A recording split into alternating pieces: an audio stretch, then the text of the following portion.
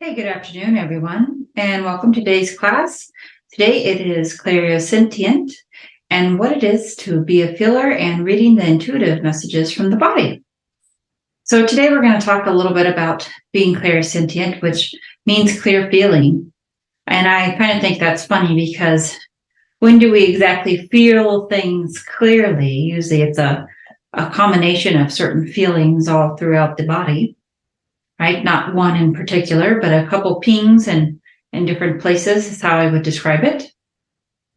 But when we are a clear feeler, we tend to feel other people's feelings that are around us, as well as feeling our own triggers inside of our body as physical notions, physical pain, or just physical sensations in general. It doesn't have to be pain, it can just be a feeling.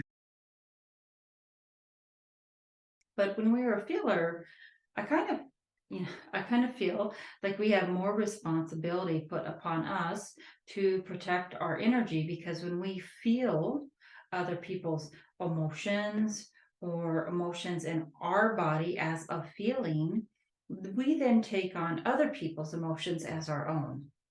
So the first step in being clairsentient is that you have to be responsible for your own feelings as well as other people's feelings so that you're not taking them on as your own.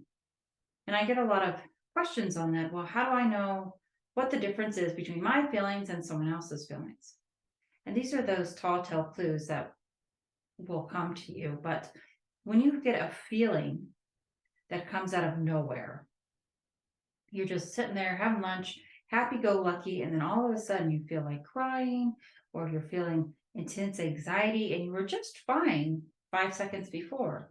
That is the number one clue as to, oh, well, these emotions aren't mine. I was fine 1 second, and then seriously, the next second, I'm a completely different person.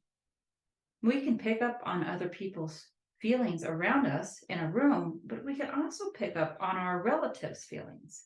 So, people that we have deep connections with, usually there's going to be a cord there. Uh, that would be, son, daughters, grandchildren, people that we just feel like we've known forever, but we've barely known them. We just have these feelings about them. Okay. And we have those cords there. Sometimes it's not even a cord, sometimes it can be a past life connection. But once again, those feelings that come out of nowhere might be their feelings that we're picking up on as well. So the first step in kind of, I'll call it mitigating that, is choosing that if you're feeling that feeling out of nowhere, asking yourself, is this my feeling or is this someone else's? And whatever your mind says, it says it's yours. Okay, then I would go into that feeling deeper. Okay, why am I feeling this feeling? What is going on around me? How am I being triggered? In order to kind of understand what is coming up and why it is coming up, right? That's the trigger is the why. What is triggering us to feel those feelings? But if you get that other answer that no, it's not yours, then ask yourself, well, whose feeling is this? It's your son's or it's your daughter's. Okay, well, obviously, you can take that into account to your mind. Okay, they're having high anxiety day, but we're going to send that back to the sender. So you just say in your mind, whose feeling is this? It's my son's. Okay, I'm gonna send it back to the sender. It doesn't mean you're sending them more or sending them less. It just means that you're returning their own emotions back to them so that you're not taking them on as your own. Okay. So I kind of think of a lot of feelers, and I see this in a lot of people that they'll have a lot of darts kind of stuck inside of their bodies. A lot of feelers can just naturally walk through a grocery store and they're picking up on people around them because they just naturally feel the things around them, especially when we're not grounded or in our bodies, which that happens a lot for people that are all the feels. So just being mindful that as a feeler, you have this so and so called for responsibility to protect your energy because your body can psychosomatically pick up these cues around you and then take them on as it's their own, especially if there's a trigger there for you. So let me go into a little bit deeper of that explanation. So when I first started doing readings a long time ago, and it really has been a long time, I would feel every person's emotions that sat down in the seat in front of me, but not as emotions like sad or happy or mad, as pings in the body. So somebody would sit down in the seat in front of me, I would feel a heaviness in their chest. So I would feel the heaviness in their chest. If they had a lot of work related issues, I would feel heaviness in my shoulders. I would feel ping in my arm if they were not flexible on the directions of things that they were taking, all these different physical cues. Okay.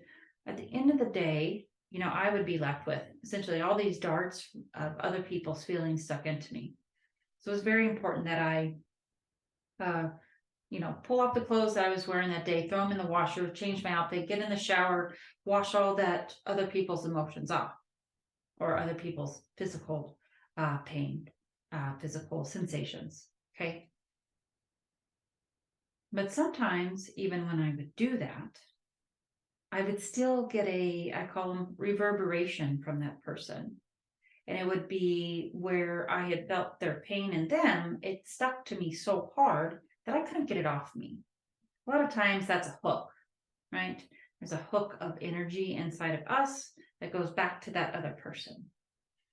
And we can identify that because if I didn't have that shoulder pain before, and then after I did that reading, and then I had the shoulder pain, obviously I know it's not really my shoulder pain. But the question is, why was it so sticky? Why did it stick to me?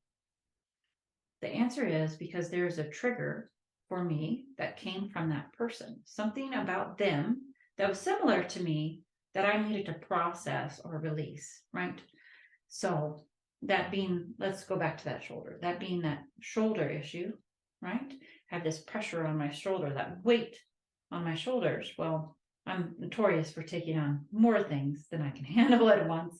And that's a lot of pressure. That's a lot of weight on my shoulders.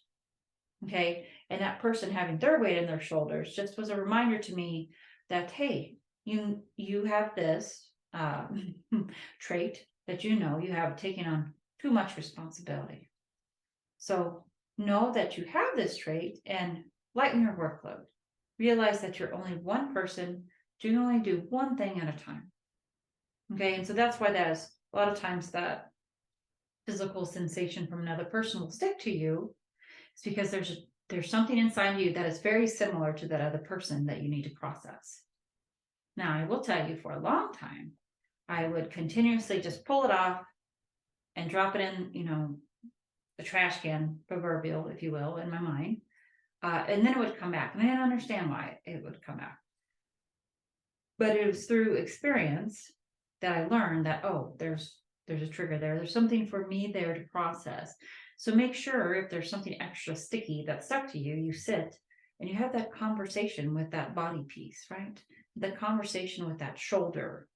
I know that sounds silly, like we have a conversation with the shoulder, like, hey buddy, how you doing? No, it's not like that. We just tap into our body by closing our eyes and asking ourselves, where is this pain coming from? Where is this sensation coming from? What do I need to learn from this? If it was a color, what color would it be? Okay, well then maybe we see it as it's brown or black. And then if you could change it to a different color, what color would we change it to? Well, we change it to gold or white to lighten the load. Okay, there's several different ways you can mitigate those sensations in the body. But that's just a couple ways that I would handle it.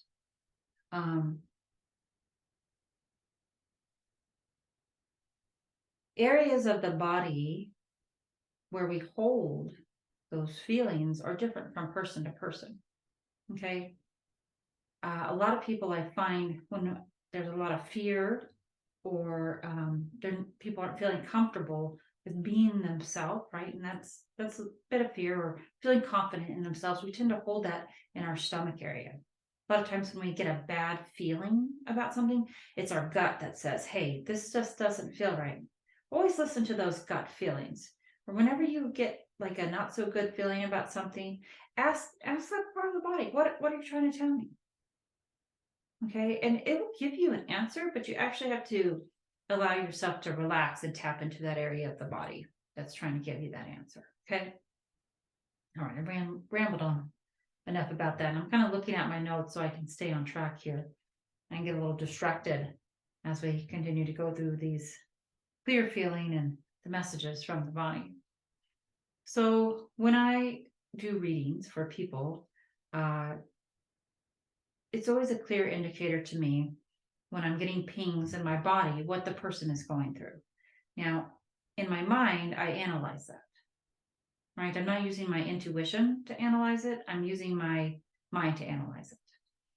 And a lot of people's physical issues, where they hold their physical stress or their blockages, I will feel that, and I get a ping inside my body that says, "Oh, so and so is going through this, this, and this."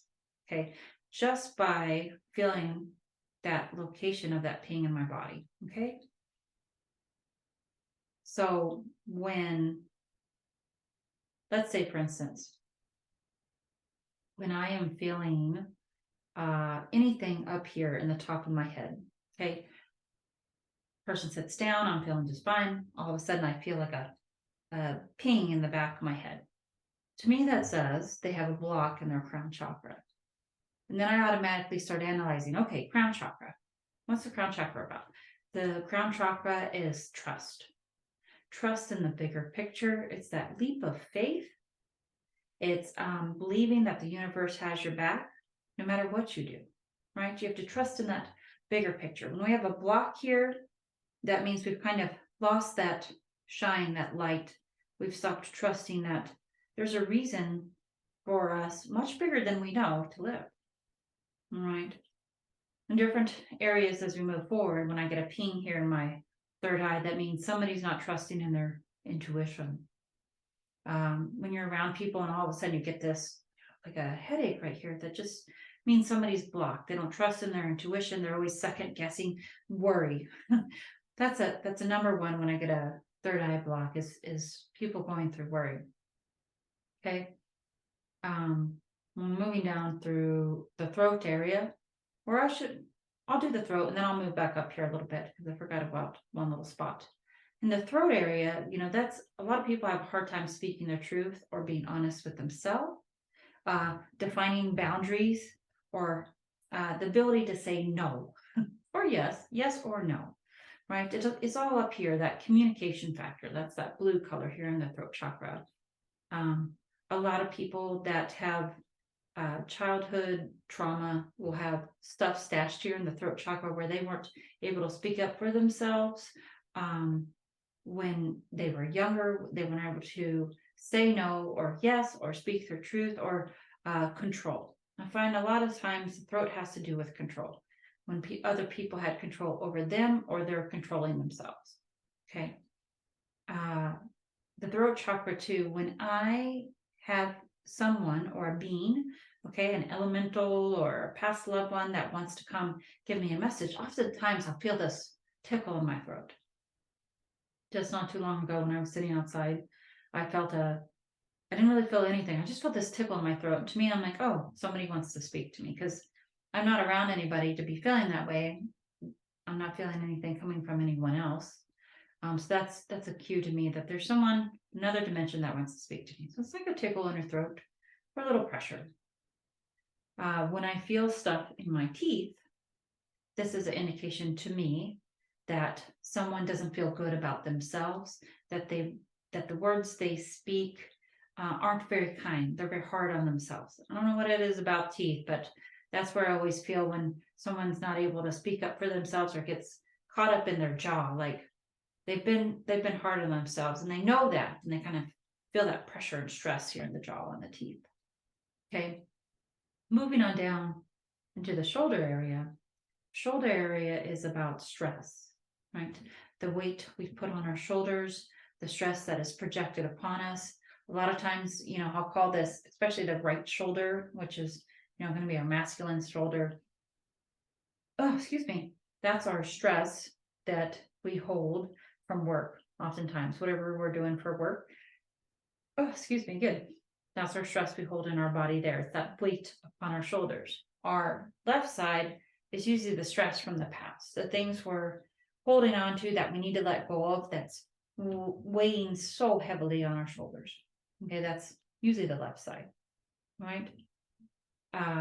What's funny is, as I'm doing this video and I'm talking about the shoulders, which is, usually where most people carry their stress. Everyone's got their own little thing, but that is the place that I carry my stress, and I start belching. Right? The funny thing is, that's another clairsentient thing is when we tap into physical issues, physical stress, we can belch it out, right? It's better to belch it out than come out any other orifice, is what I say. So as I'm tapping into my own shoulder issues, like knowing that I've got all these things to do and there's not enough time to do them, blah, blah, is that I start belching out. I'm releasing it. So maybe it's good that we're talking about these different areas of the body. So as you tap into them, you can release the stress or pressure that's there, right? It's just bringing that area of the body into your subconscious or conscious awareness, depending on how relaxed you are. Moving on down in the body, we have the chest area. Okay. A lot of times when I do readings and I will see it in my physical mind, but I also feel it in my body. So there's a couple things going there at the same time. But the clear feeling part of it is I'll feel a heaviness on my chest, right? And a lot of times that has to do with a heaviness on the heart. It can be a heartbreak, or it could be someone that has lung issues. They don't put enough time or love or care into themselves. Or they put a lot of care into everyone else, right? And this can be very heavy because they know they need to come back to themselves, but they don't. So I always tell people it's a lot easier to take care of other people than it is to take care of ourselves because we're our own worst critic. And we've also been taught a lot to take care of everyone else before we come back to ourselves, which is a little backwards, but that's why we grow up and learn these things as adults. But the chest area is all about that self-love, self-care. A lot of times it can be responsibility of family members can weigh heavy on your chest. All right. When we get up here in the arms, oftentimes I find arms are about the directions we are taking in regards to the things that we are doing. Fingers, I'll go into all these different results. Each finger meaning a different thing. I'm not going to go through each individual finger, but I will tell you, ring fingers are usually things that we go around about. Middle fingers are usually anger that have to do with relationships.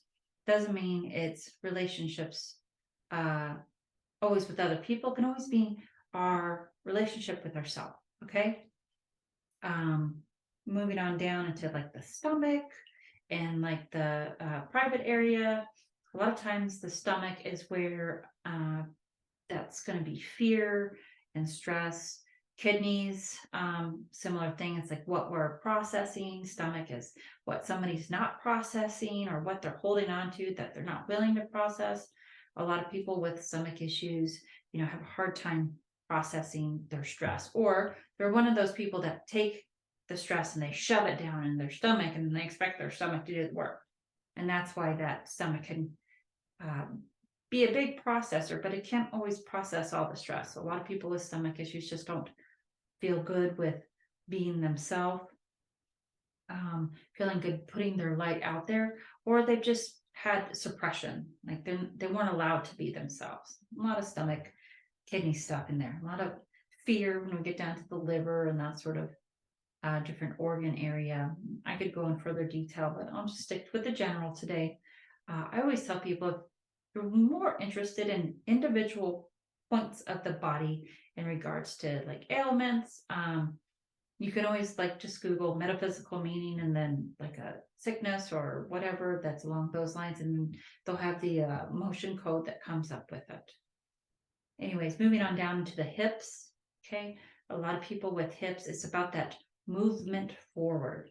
Are we willing to take that step forward, or are we keeping ourselves held back?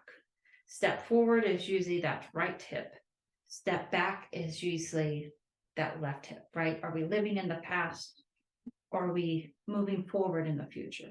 A lot of people with hips just have those issues moving period, or taking those steps to do those things for themselves that they need to do. Down into knees is about flexibility, how flexible I am in my life.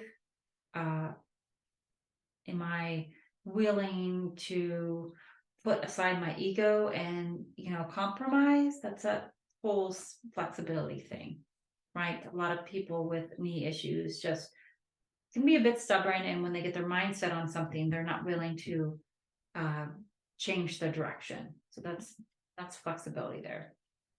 Down into the feet area, we got the left and we got the right. Always think about feet as our support. Are we feeling supported in our life? Are we doing so much that we're wearing ourselves out? Our feet are really hurt. Shoot, if our feet are really hurting, that's how we know that we've overdone it, right? We're not supported. We're overdoing it. We're going over the top. And then our feet say, "Hey, I'm not open to keep supporting this weight. It's too much." That kind of goes back into taking on too much or feeling supported in your life to move forward. Okay, left, is about the past. The right is about the future. A lot of times it can be how fast we are moving forward in the future as well, or how fast we're moving into the past, vice versa, both individual feet there. So left and right, I always think the right is the masculine, the left is the feminine. That's a big role too for me. Past, present, what we're living in the past, what we're moving forward in present and the future. As for regards to side of the body. Okay. Another piece that I forgot to touch on were the eyes. Okay, when I meet someone and I get a sharp pain in an eye, or just like we'll say a twitching or whatever, there's a couple of different things that are going on there. But usually a lot of times when I get issues with my eyes, someone's perspective, them relying on how they're seeing a certain perspective is what's painting that picture for the future. Or a lot of times the twitching is about someone that is really, really stressed about what they see or what they're going through. Okay. So eyes are important too. All sorts of different physical ailments, physical sensations that happen when you're picking up on other people's stuff. A good place to relate that information as to where you're feeling that sensation in the body is to go through the chakras. Okay. The base chakra is all that fight or flight, that's feeling safe to be yourself, that's your home, that's your food, that's your basic needs. So anything in that lower half of that body is like basic needs being met, feeling safe to be you. The sacral chakra is all about those relationships with ourselves, relationships with other people. Those are those things that we create in life. That's our creation energy. That's the ovaries, that's the testes, that whole private area, all that down there. That's going to be your sacral chakra. I always find a lot of times past life stuff is jacked into the sacral chakra and the solar plexus. Solar plexus is going to be that yellow, and that's our self-confidence, that's our abundance, that's everything I do in life is enough, feeling good to be you. That's I'm a wonderful white being of light, and everything I do is enough. Okay, kind of repetitive there. Moving on up, got the heart chakra, that's self-love, self-care, passion, our dream. We've got the higher heart chakra, which is pink, and then the lower heart chakra, which is green. As we merge into these higher vibrational dimensions, those also kind of change and morph into more chakras, but we'll stick with the basics today. Throat chakra is going to be blue. That's the speaking your truth. That's that boundaries, speaking up for yourself, the ability to say no, yes, all those things, being honest with yourself. Third eye is your intuition. And crown chakra is trust in the universe, trust in that bigger picture. It's going to be that white color. So when you're feeling those physical sensations, if you can kind of think of that programming of the chakras, then you'll be able to kind of decode what that physical thing, that emotional code is stashed inside your body. Being that feeler, it's always important that when you go out to the grocery store, or you're just heading out for the day, you take 5 minutes to kind of put yourself in a little jumpsuit. And I call it like our energetic jumpsuit, where this energetic jumpsuit can absorb the things around you, but it doesn't go through to you. Okay. A lot of times I'll tell people, just imagine it's a black cloak. And when you go outside, the black cloak will take on everyone else's stuff that you're feeling around you. But once you're done at the end of the day, you pull it off, dispose of the black cloak, and then you don't have it on you anymore.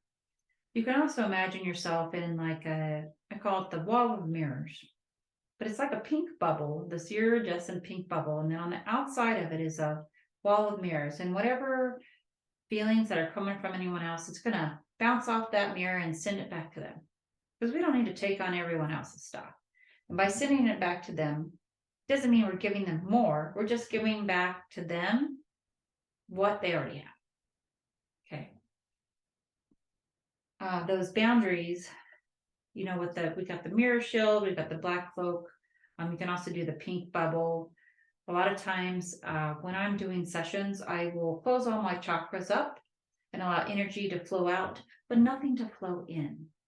Because as a feeler, we can be sticky. And when we're sticky, we get stuff easily attached to us. So those little basic things where we essentially protect ourselves against other people's energies, not that it's bad, but there needs to be a boundary so that we're not morphing into other people versus being ourselves. So anyways, thanks for joining me today on our class for Clairsentient Understanding, the intuitive messages from the body. Feel free to leave any messages in the board if you have any questions, and I can further answer those.